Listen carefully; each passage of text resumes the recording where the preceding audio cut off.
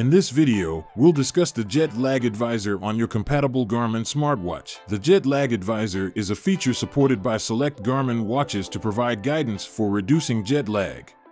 Note: this feature requires a minimum of 3 time zones crossed during travel. Trips involving fewer than 3 time zones will be supported but won't include pre-trip guidance.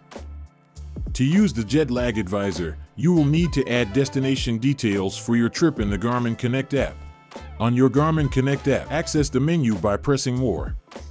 Select Training Planning. Select Jet Lag Advisor. Select Add a Trip. Add destination details. Add either return details or select this as a one-way trip. Select Finish. After adding your upcoming trip, the Jet Lag Advisor glance will appear. It will display helpful recommendations for optimizing your light exposure, sleep schedule, nutrition, and activity levels to aid your trip recovery. To edit Jet Lag Advisor notifications on your device, open the Jet Lag Advisor widget. Scroll to the second screen. Select Settings. In Jet Lag Advisor notifications, scroll down to enable or disable suggested guidance prompts. That's it.